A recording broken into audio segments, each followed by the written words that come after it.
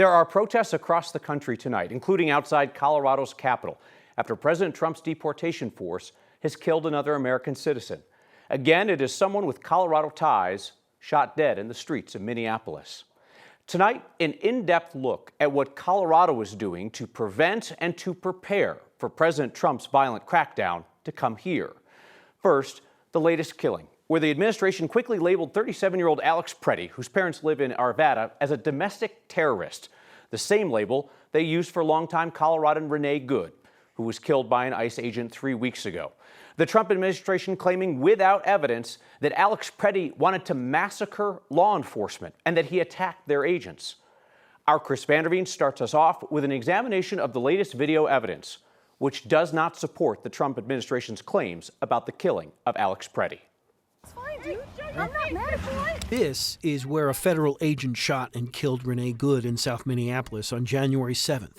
If you head a mile and a quarter to the north and west, you'll find yourself in that city's Whittier neighborhood and on Nicollet Avenue, the location of Saturday's shooting. Hey. With the help of 3 cell phone cameras placed generally here, here, and here, we'll show you precisely how this went down. This recording from inside a passing car shows Alex Preddy and federal agents in the street. It's still early. The car moves on. You can see it do so from this cell phone camera. For the next 2 minutes, federal agents attempt to clear the street. At some point, they direct their attention back to Preddy. See that woman in pink? She's recording from the opposite side of the street. She will capture this. An agent pushes a woman down. Preddy steps in. He's sprayed in the face. More agents. Back to that other cell phone. This is where you get a good look of what happens next. Preddy's hands are above his head. An agent grabs Preddy's gun from Preddy's waist. The agent moves away from the scrum. Gunshot. Will freeze. Preddy doesn't move.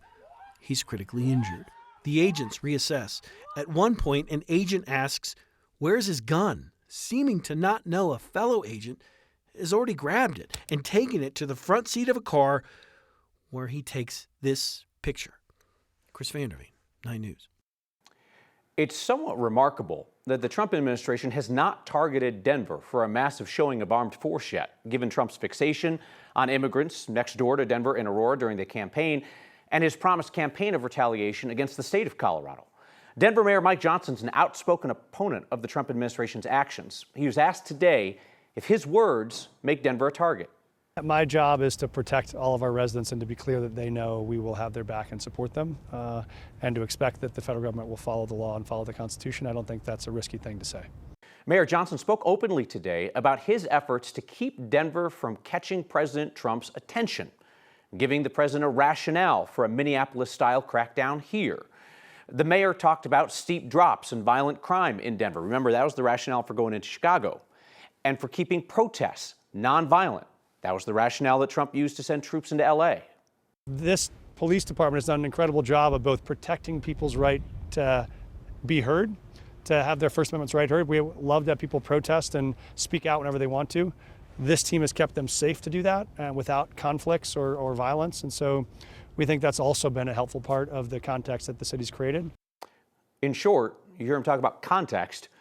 By hard work, strategy, just luck, or some combination, Denver has avoided becoming the main character on Fox News in a way that often precedes the president then choosing to target a community. The Democrats, who hold large majorities at the Colorado legislature, began this year's session promising not to give in to Trump's demands of the state, that Colorado eliminate mail ballots and free his ally in prison for breaching election security. Our Angela McCall looks at what legislative Democrats plan to do next, trying to make deportation agents personally liable for their actions. At the Colorado State Capitol, moments in Minneapolis cannot be ignored here in Denver. It's really hard to put words to what's going on this past weekend. Conversation on the Senate floor from both sides Monday about a second deadly shooting by federal agents in Minneapolis. What kind of a person would bring a loaded handgun to a demonstration to confront the police officers? Things are just troubling right now, and for us, it's imperative for us to come together under calm, cool, collected conversations. One lawmaker says what happened more than 800 miles away feels like another reason to bring forward Senate Bill 5. Democratic State Representative Mike Weissman is one of the sponsors. I think the need for it is only sharpened with every passing day, with every atrocity, frankly, that federal agents perpetrate in a major city in our country. The bill would allow civilians to sue federal officers in state court. Critics argue federal officers have more protection under the Supremacy Clause, claiming they have immunity. Weissman says not so fast. It's been asserted out there by very high-level people in the federal government that there's absolute immunity on the part of what ICE is doing. I will be honest with you, that is absolutely not correct. The bill has already been introduced in the Senate, just one of many we expect to see this session related to immigration. As lawmakers know, no matter how they feel or their constituents feel, it's something they have to talk about. And just taking Minneapolis as an example, we are already seeing disagreements about what is a state matter versus federal matter, particularly in investigating those two fatal shootings. So this brings up a similar question of how the federal government would push back if civil action were to be taken against one of their officers, Kyle. I mean, it was striking over the weekend to hear the chief of the Border Patrol there, Greg Bavino, come out and say, you're never going to know the name of the guy who killed Alex Preddy. You're never going to know his name. That's a pretty wild thing to be saying about masked agents in the streets. And now Colorado steps in and says, well, maybe we can do something about accountability on the local level if people even know who the agents are. Right, and I think that's a big part of the conversation here, and a lot of people's concern ultimately. This isn't the first time we've seen the state try to have some accountability when it comes to law enforcement. Police accountability bill was passed after George Floyd. Now this is a different situation with federal officers, and of course, when we talk about the Supremacy Clause, and we have heard them say that federal officers have full immunity. Yeah. So what does that realistically look like in practice? And ultimately, is there going to be accountability from a bill if this is passed at all? All right, Angela McCall, thank you. Colorado's Democratic senators in Washington are on board with their Democratic colleagues who are demanding changes to immigration enforcement in return for avoiding a government shutdown at the end of the week. The real question now is what kind of changes to immigration enforcement will satisfy the handful of centrist Democrats in the Senate who are most likely to give Republicans the votes they need to fund the government. Democrats are asking Republicans to first separate out other funding bills to keep the government operational. On the funding package for the Department of Homeland Security and ICE, Senator John Hickenlooper says he's a hell no because the bill, quote, does nothing to restrain ICE's lawlessness, abuse, and cruelty. Senator Michael Bennet says he's voting against what he calls a blank check for cruelty. He wants Homeland Security Secretary Kristi Noem to resign and for the president to pull agents out of Minneapolis. Over the weekend, the Trump administration explicitly linked in writing its use of force in Minnesota to its various other policy goals, like forcing Minnesota to hand over its voter rolls. The Trump administration is making a similar demand of Colorado. Democratic Secretary of State Jena Griswold has refused to turn over that information, and she told our Marshall Zellinger today that no threat of force from the feds would change her mind. So we are going to continue to just hold the line in our little way to make sure we're protecting Coloradans' voter information, social security numbers, and driver's license numbers. Is there any threat of force or actual force, like ICE coming to Colorado, that would get you to share voter information or get behind an effort to get rid of mail-in ballots? No. Mail ballots are how we vote in Colorado. They are safe and secure. Let's say there was a disruption with the Postal Service. How do you do a mail-in ballot election? How do you, it requires me to get it in the first place.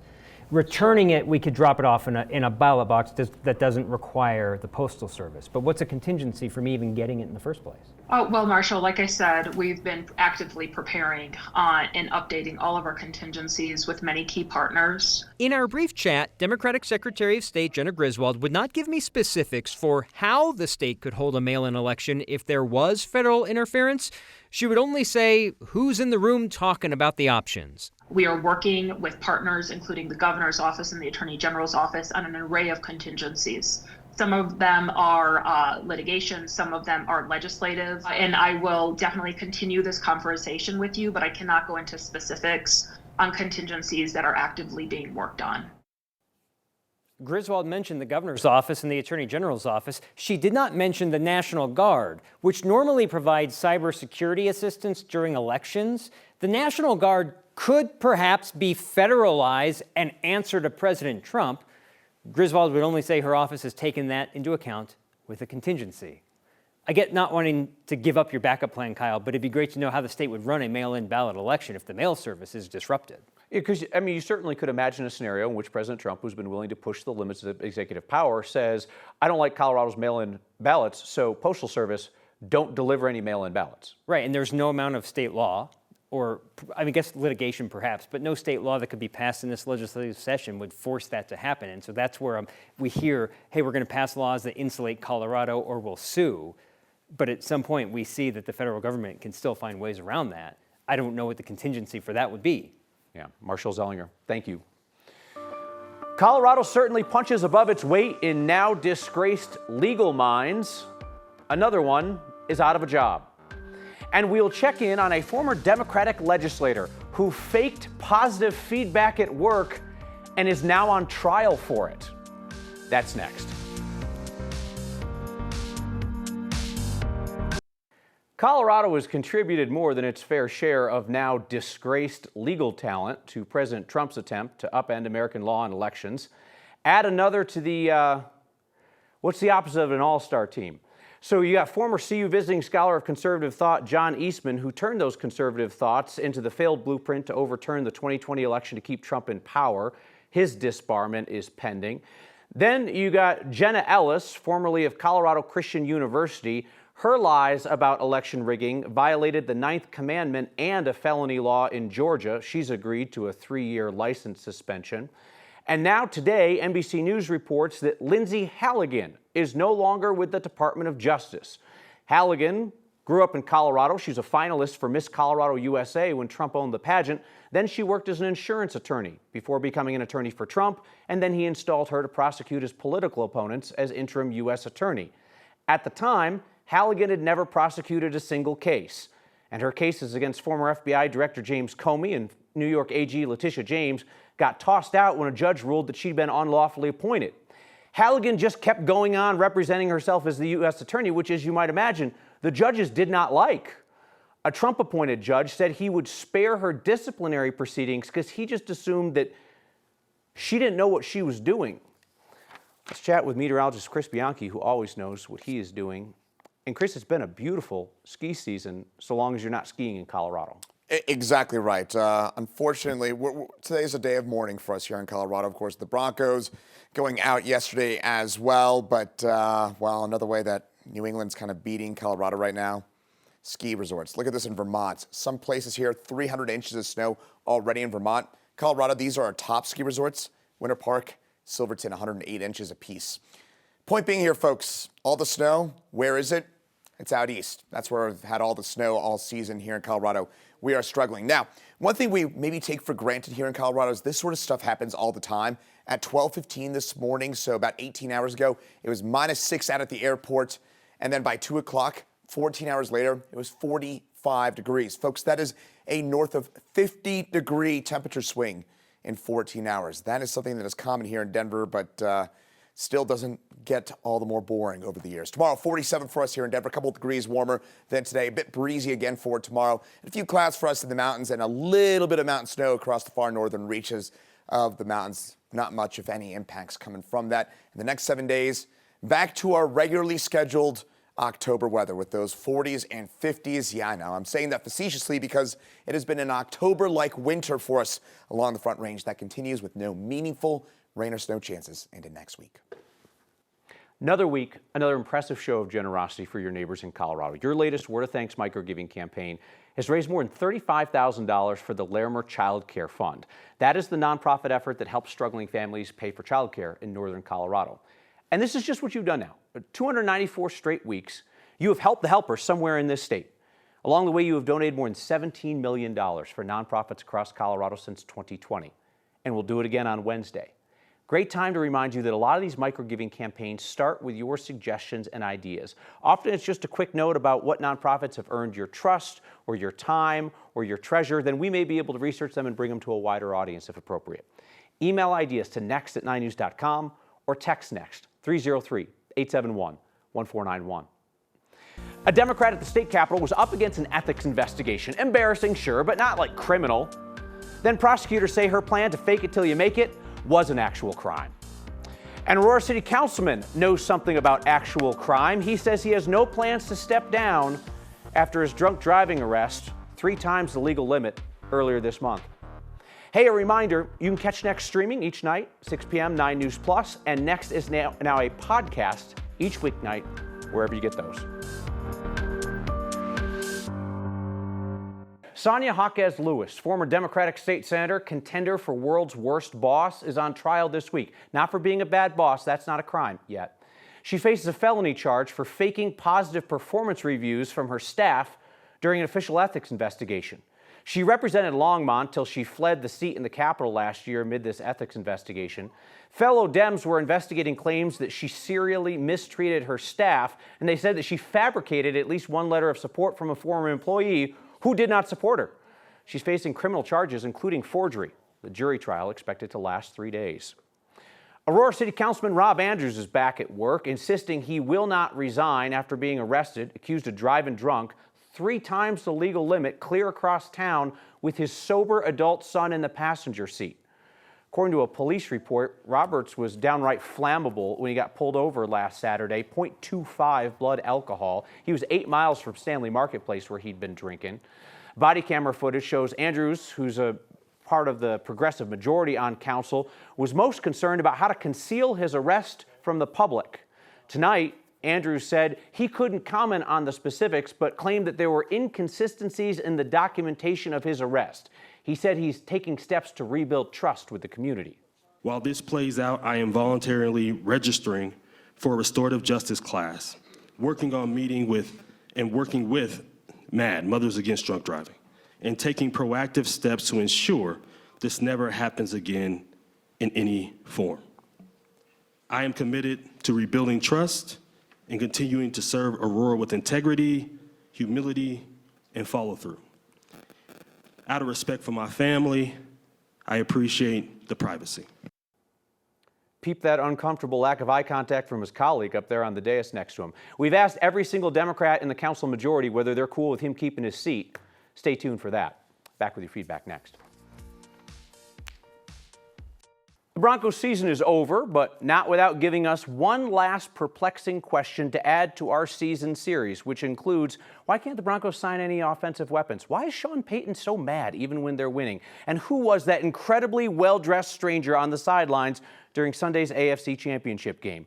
I spotted him from the stands, posted this picture and question on social media. Can any NFL insiders or superfans ID the super swaggy guy who came out with the officiating crew wearing a fur ref coat? Look at that thing. That thing is sweet. So anyway, 1.5 million people see this on social media, and there was one man who knew the answer. It was Chad Brown, the former Pro Bowler who's been on our air from time to time. He says that is Wade Manning, former Broncos wide receiver from back in the day, who now works for the league as a uniform inspector.